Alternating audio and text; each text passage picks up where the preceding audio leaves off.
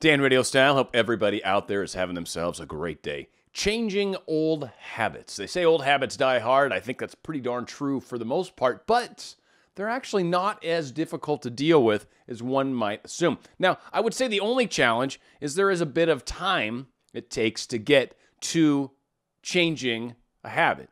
Now, it took time to create the habit to begin with, so it is only fair that it takes a little bit of time to get back. Not too much. Some would say a month. Roughly around there. You could say 28 days, 27 days, 21 days, 31 days, whatever you want to do. Somewhere around a month is usually enough time to turn it into a habit, any sort of behavior. Now, beliefs are one of the things that are a little finicky. Sometimes they're a little tricky to catch. Sometimes you almost have to ask your subconscious to help surface any odd beliefs that maybe are holding you back. And sometimes that's not even a bad practice to do. But beliefs are things that we think over and over and over and over and over and over.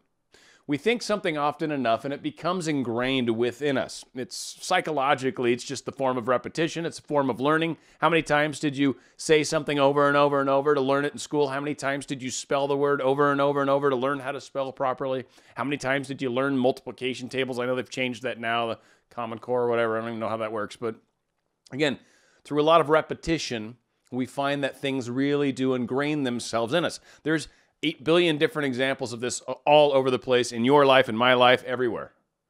Repetition, for sure, puts things into us and just ingrains it, and it makes it so. Now, when that happens, that creates the reality of it. We see it all over the place. What we believe, we see all around us. That's awesome, and if it's not what you want to see, it kind of sucks. But we change that. What you do is you find a way to embed a different belief. Whatever your belief is right now, that there's not enough, there's limitations or whatever. She doesn't like you, he doesn't like you, you're not good enough, you don't exercise enough, you're not making enough money. Whatever your lack of belief is, whatever your problem is, really, whatever thing it is that you're seeing backwards, it's probably a nice way to look at it, because really you're better than this. You know this, I know this. We're better than this. We're better than what we limit ourselves with. So decide what it is that you need to be. You need to be better at something. You need to be more healthy. You need to be more interesting at work, more whatever. More interesting on Instagram, more whatever. Whatever your thing is that you're trying to do. Let's decide what that is. And let's start to embed beliefs in ourselves. Let's start to be repetitious.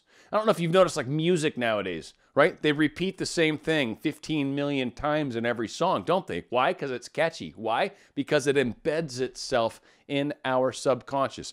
You can do this through recording. You can do this through writing just multiple times. Writing the same thing over and over and over will cause it to ingrain itself into you. If you like typing it over and over. If you want to write a computer program that just makes it print out across the screen over and over and over. If you want to make that your screensaver. So every time you don't touch your keyboard for a while, all you see is that on your screen. Repetition, repetition, repetition. You see it enough times inside your mind. You see it enough times with your face. You see it enough times. You will notice it. It will start to embed itself. It will start to change itself. And when we start to condense these beliefs into something else, then you start to change your world. Everything we manifest comes from within inside. Dr. Joseph Murphy, been loving this guy. He has a cool little paragraph here I want to share with you where he talks about the way the subconscious mind is affected by the conscious mind and the power of getting the conscious and the subconscious mind in line, the power of getting these two to work together, the power to just start using your subconscious mind as your friend, which again, I love lumping higher self into that. I always saw that separately, but I'm like, all right, I'll get on board with this whole higher self, subconscious shenanigans going on here. I think I can do this. But to me, it's a great place to really start to tap in to one of the most powerful audiences you have. And the live show, I was kept calling it, or something else I recorded recently. I don't know, I've got all these different things on my head, but it's essentially your audience. They're the ones that are like, every time you speak, every time you step up to the microphone in your world, in your mind, in your head, you've got this audience of people that adore you, just adore you. And they want to do whatever they can to help you. I say they because it helps to think there's many hands, right? But we've got this other energy that just adores us and does whatever we say. It doesn't even care. It doesn't even care. Whatever we say, it runs off. It's kind of like a dog, right? Just, what can I do? What can I do? What can I do? Squirrel, right? Like, and it just runs off. That's exactly what our subconscious mind is like. And it's tapped into the universe. It's tapped into source. It knows everything, but it's just here to do and help. And it'll do whatever we ask. It's our crew. It's got great charts. It can navigate the waters. It can also look at the stars and tell you what's going on. Ask it questions and it will. But on top of that, get it to assist you in sailing across the ocean, getting it to assist you in whatever endeavor it is you right now, trying to get involved with someone, trying to get more love in your life, trying to get more success and abundance in your life, trying to get your business off the ground, trying to get your business to expand to the next level, trying to get your income to the next level. Get your subconscious in line with you. And simply just by kind of, well, like we're talking about, repetition, repetition, repetition, repetition. Much like this little slide here says, repetition of action, thought, and word. Any of these things that you do, start repeating it over and over. Here's what Joseph Murphy says. Your subconscious mind cannot argue controversially.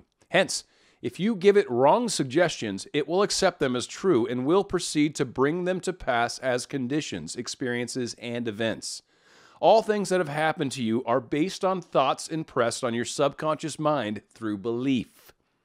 If you have conveyed erroneous concepts to your subconscious mind, your sure method of overcoming them is by the repetition of constructive, harmonious thoughts, frequently repeated with your subconscious mind accepts, thus forming new, healthy habits of thought and life for your subconscious mind. It's the seed of habit. When you form a habit of thought, a habit of action, a habit of plan of doing, you create outcomes that are predictable.